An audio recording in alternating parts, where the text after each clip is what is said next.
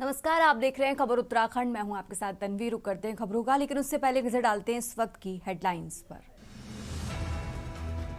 कोटद्वार के बाबा विवाद में लोकसभा नेता प्रतिपक्ष राहुल गांधी की एंट्री। बोले, उत्तराखंड के दीपक भारत के हीरो, तुम बब्बर शेर हो।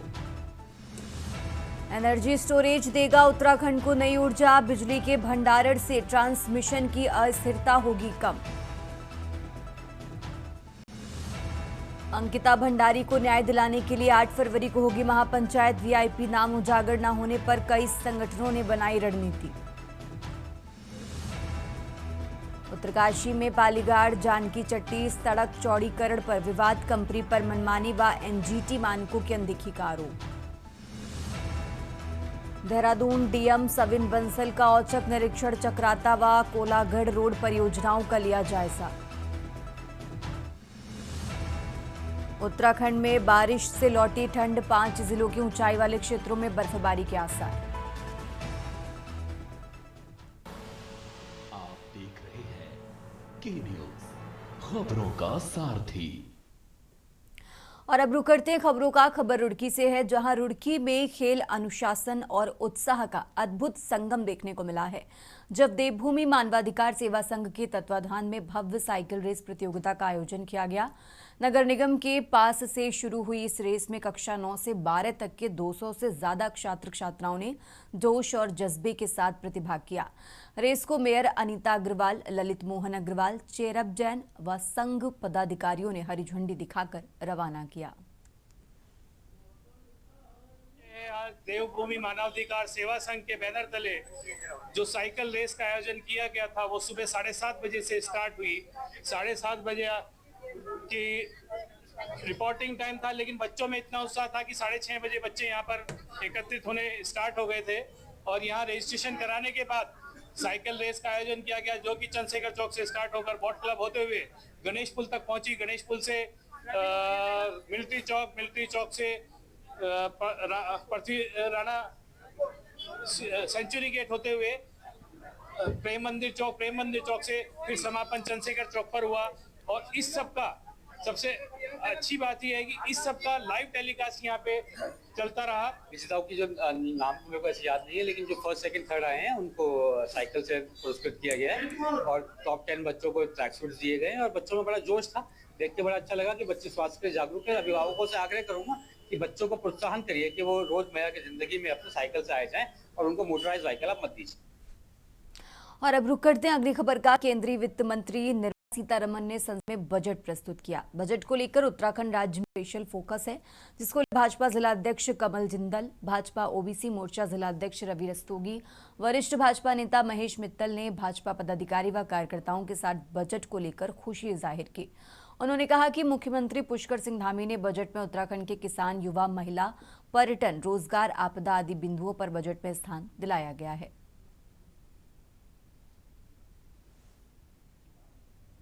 हमारी सरकार ने कहा है कि जो कामकाजी महिलाएं हैं, पढ़ने वाली महिलाएं हैं, उन सब के लिए हम पूरे देश के अंदर, हर जिले के अंदर एक हम महिला हॉस्टल बनाएंगे। पिछली बार हमने कहा कि हम हर एक ज़िले के अंदर मेडिकल कॉलेज बनाएंगे। पूरे देश के अंदर हर जिले के अंदर मेडिकल कॉलेज बन रहा है, युवाओं के लिए, किसानों के लिए, पिछड़ों के लिए, उद्योगपतियों के लिए, गरीबों के लिए, सब के लिए बहुत बढ़िया बजट है। और देश पूरी दुनिया की चौथी अर्थव्यवस्था बन गया है और माननीय प्रधानमंत्री जी के नेतृत्व में विकसित भारत बनने जा रहा है और हम दुनिया की तीसरी सबसे बड़ी अर्थव्यवस्था बनने जा रहे हैं। और अब रुक करते हैं अगली खबर का। ग्लोबल एंकर वार्मिंग को लेकर पर्यावरणवादियों की आशंका निर्मूल साबित हो रही है, जिसका उदाहरण उत्तराखंड से खिलने वाला राजकीय पुष्प बुरांश है। पिछले गर्मी के कारण में इस बार अपने निश्चित समय फरवरी से ही खिलने लगा है। वनस्पति का कहना है कि इस बार नैनीताल में बर्फ न पड़ने से बुरांश को पिछले सालों तक मार्च के अंत में ही खिलता था, इस बार फरवरी में खिला है, जो ये बताता है कि नैनीताल सहित उत्तराखंड में जलवायु परिवर्तन हो रहा है। ललित तिवारी की माने तो बुरांश मार्च में खिलता है। बुरांश का फूल जंगल को ही नहीं महकाता, बल्कि दिल को भी राहत देता है।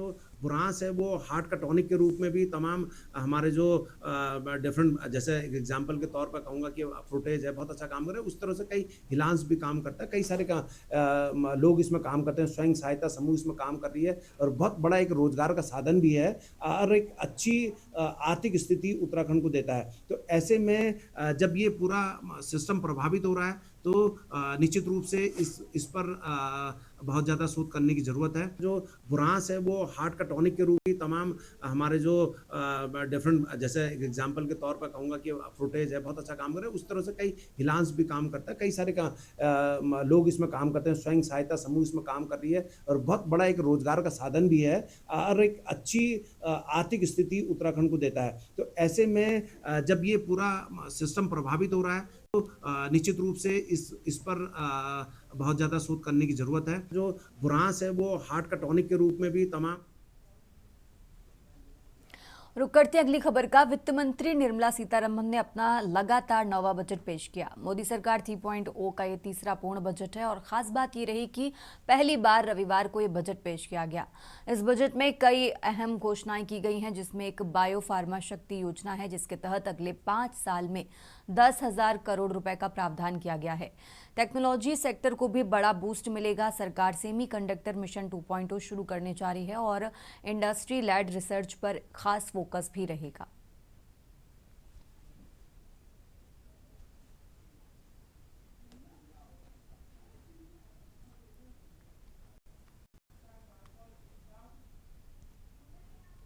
अंकिता भंडारी हत्याकांड को लेकर इस पूरे हत्याकांड में वीआईपी के नाम का खुलासा न होने को लेकर पूर्व मुख्यमंत्री व कांग्रेस वरिष्ठ नेता हरीश रावत द्वारा बीते दिन इंडिया अलायंस के नेताओं के साथ बैठक की गई, जिसका मुख्य उद्देश्य रहा कि दिवंगत अंकिता भंडारी के हत्याकांड में वीआईपी के नाम का अब तक खुलासा नहीं हुआ है, जिससे अंकिता को पूरा न्याय नहीं मिला है और अब इसको लेकर आने वाली 8 फरवरी को महापंचायत की जाएगी। वहीं महापंचायत को लेकर प्रदेश भाजपा के विधायक खजान दास ने राजनीति करार दिया। उन्होंने कहा कि अंकिता को न्याय दिलाने में सरकार ने किसी तरह की कोई कसर नहीं छोड़ी। मुख्यमंत्री पुष्कर सिंह धामी ने सीबीआई जांच की संस्तुति भी दे दी है, लेकिन आने वाला समय चुनाव का है, इसलिए विषय में लगातार राजनीति की जा रही है।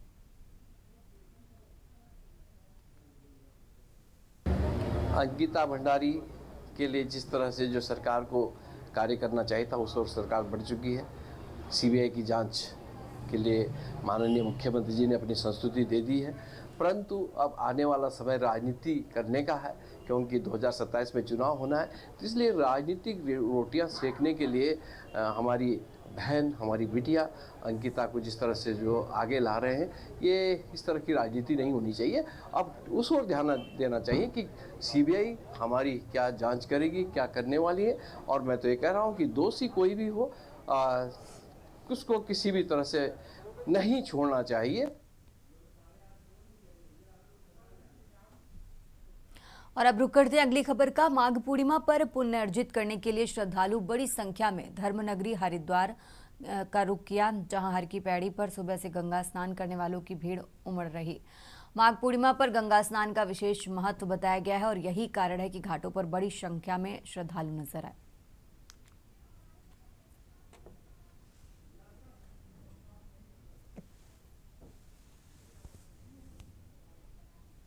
अच्छा महसूस हो रहा है, बहुत ही मतलब दिव्य महसूस हो रहा है, जैसे माता गंगा की साक्षात कृपा हो रही हो, महादेव की कृपा हो। कहते जब लगी थी पर अब नहीं लग रही है, अब ऐसा लग रहा है जैसे माता का आशीर्वाद हो।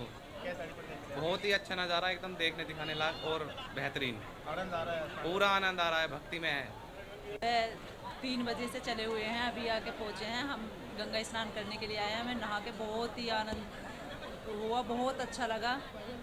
गंगे मैया ने हमारी मनोकामना पूर्ण की है, सभी की ऐसी पूर्ण करे और हम हर बार ऐसे ही आते हैं। बहुत ज़्यादा हमें इस चीज़ का मिला है। मैं तो हम जैसे हमारी मनोकामना पूर्ण करी गंगे मैया ने, ऐसी सभी की मनोकामना पूर्ण करे। बहुत अच्छा लग रहा है, नहा के बहुत अच्छा लगा। नहा के बिल्कुल भी ठंड नहीं लगी, बहुत अच्छा लगा। केंद्रीय वित्त मंत्री निर्मला सीतारमण ने 1 फरवरी को लोकसभा में केंद्रीय बजट 2026-27 पेश किया। ऐसे में उत्तराखंड को भी इस बजट से बेहद ज्यादा उम्मीदें रही हैं। खासतौर पर राज्य सरकार की निगाहें भी इस बजट पर रहीं। ऐसा इसलिए क्योंकि ये प्रदेश में चुनावी साल है और साल 2027 में उत्तराखंड में विधानसभा के चुनाव होने हैं। केंद्रीय वित्त मंत्री निर्मला सीतारमण ने 1 फरवरी को केंद्रीय बजट 2026-27 पेश किया। इस बजट को लेकर देश भर के राज्यों की उम्मीदें जुड़ी हुई हैं, लेकिन उत्तराखंड के लिए यह बजट खास मायने रखता है।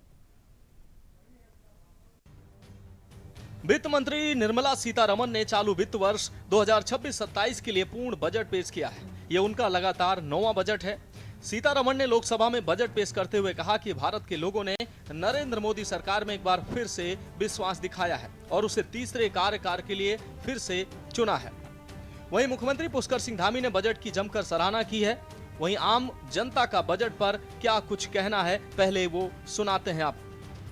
और इस समय जो बजट आया है बहुत ही अच्छा बजट है, इंक्लूसिव बजट है। इसमें गरीब, किसान, मजदूर और विद्यार्थियों के लिए बहुत अच्छा है, देश की प्रगति के लिए है। और मैं समझता हूँ कि ये जो सरकार है सबका साथ सबका विकास का कार्य कर रही है और मेरी दृष्टि में बहुत अच्छा बजट है। भाई बिजली है, पानी है, हर तरह से उत्तराखंड में तो बहुत ही बुरा हाल है।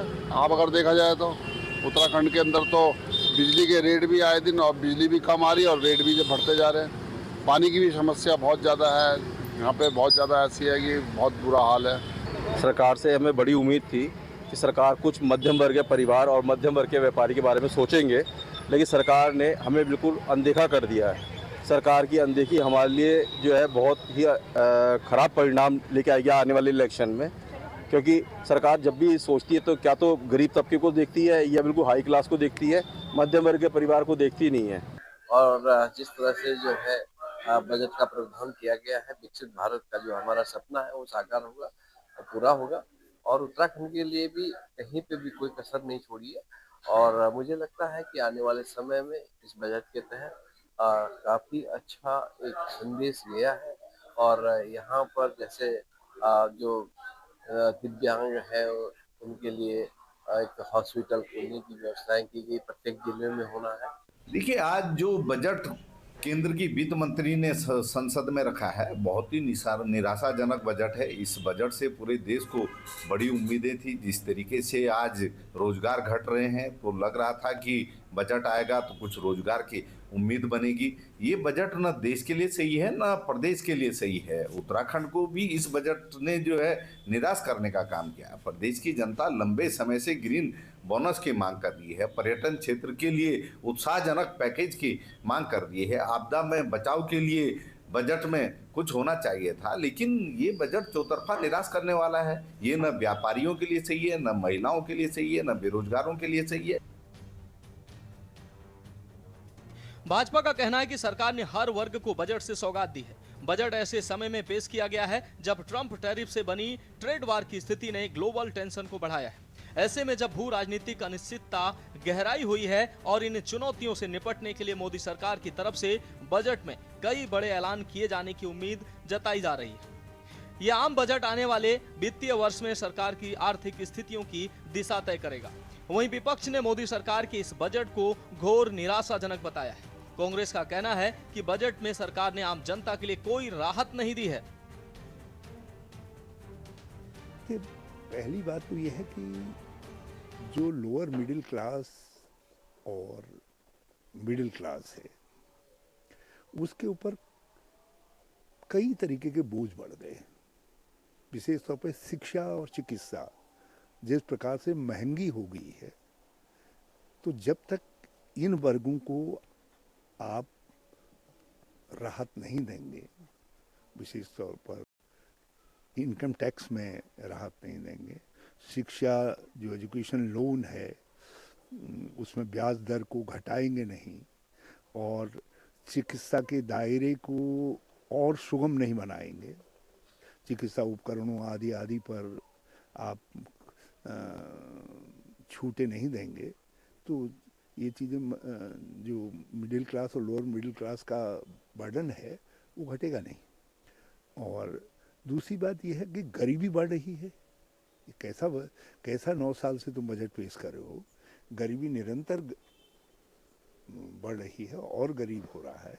हमेशा की तरह इस बार भी ये बजट सबका साथ सबके विकास से जुड़ा हुआ मंत्र है, और क्योंकि ग्लोबली अब हम अपने को पेश कर रहे हैं, हमने दिखाया है कि भाई हम विश्व की तीसरी इकोनॉमिक ताकत बनने वाले हैं। हमने दिखाया कि हम अब वर्ल्ड को मैच कर रहे हैं।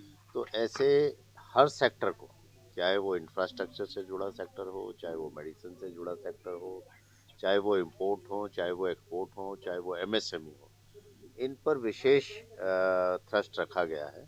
और मुझे लगता है ये आज की रिक्वायरमेंट भी है। उत्तराखंड की दृष्टि से देखें तो टूरिज़्म एक बहुत महत्वपूर्ण सेक्टर है। यहाँ इसकी हम लोग बहुत उसके एक एडवेंचर स्पोर्ट्स के रूप में देखते हैं।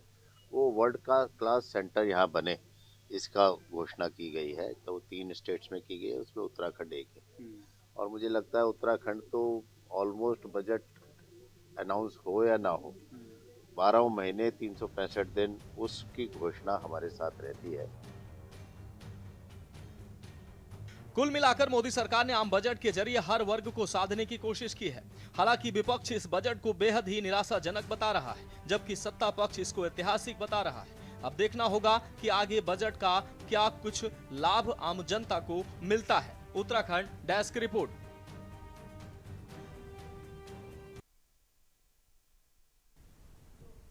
खबर उत्तराखंड में फिलहाल यहाँ रुकते हैं एक छोटे से ब्रेक के लिए।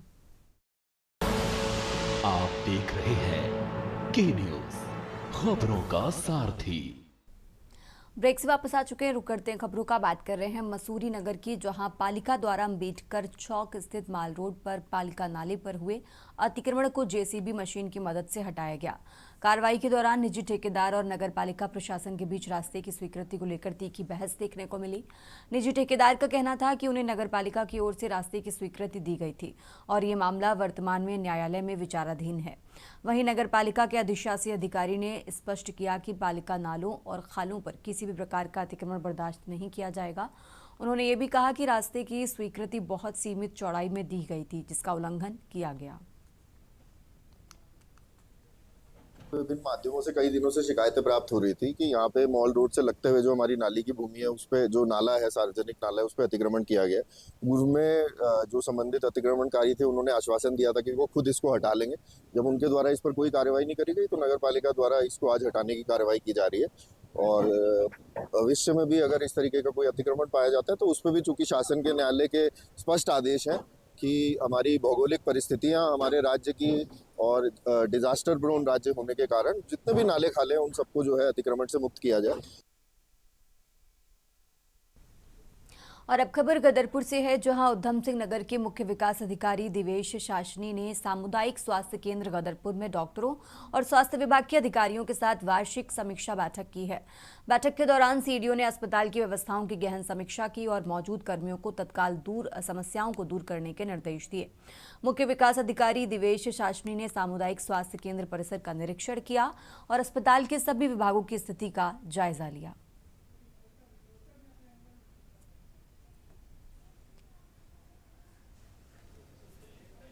सीपीएस बैठक थी। हमारे जो ज़िला यहाँ पे हमारी जो मीटिंग्स रहती है डिस्ट्रिक्ट में, हम बहुत सारे डिफरेंट हॉस्पिटल्स में गए हैं। आज जो हमारा गदरपुर विजिट था उसमें हमारे द्वारा हॉस्पिटल की सारी जो भी यहाँ फैसिलिटीज़ उनका निरीक्षण किया गया। जो भी हमारा डिलीवरी रूम है, पीएनसी रूम है, एएनसी रूम है, जनरल वार्ड जो हमारा डेंगू वार्ड भी है, और हॉस्पिटल के जो भी कंसर्न्स थे तो उन सभी कंसर्न्स को हमने नोट किया गया है। हमारी तरफ से यहाँ पे जो इनका बजट रहता है वो तो हमने ऑलरेडी अप्रूव कर ही दिया है। और जो इन हॉस्पिटल में इम्प्रूवमेंट की ज़रूरतें हैं, जैसे कि एक नया डिलीवरी टेबल हो गया, हमारे जो यहाँ पेशेंट्स हैं उनके लिए यहाँ पे ऊपर सोलर गीज़र की जो ज़रूरत है उसके लिए हमारे यहाँ से प्रोविजन कर दिया गया है। और अब खबर गदरपुर से है, जहां देहरादून से लौटने के बाद गदरपुर विधायक अरविंद पांडे ने अपने निजी कार्यालय में प्रेस वार्ता कर राजनीतिक माहौल को एक बार फिर गरमा दिया है।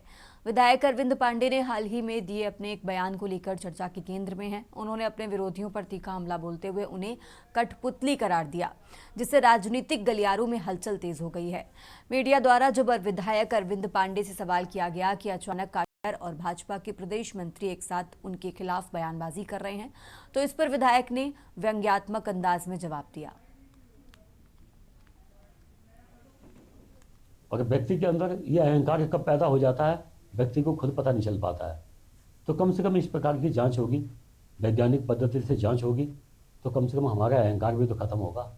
मेरे परिवार के लोगों को जो अहंकार होगा, मेरे परिवार के लोग किसी को भी जान से मारने की धमकी दे रहे हैं, फर्जी फर्जी कागज बना ले रहे हैं, तो इन कागजों के भी अभिलेखों की जांच होगी, माइंड मैपिंग होगी, लाई डिटेक्टर होगा, तो कम से कम दिमाग तो ठीक होंगे और आने वाली पीढ़ी को एक सबक मिलेगा।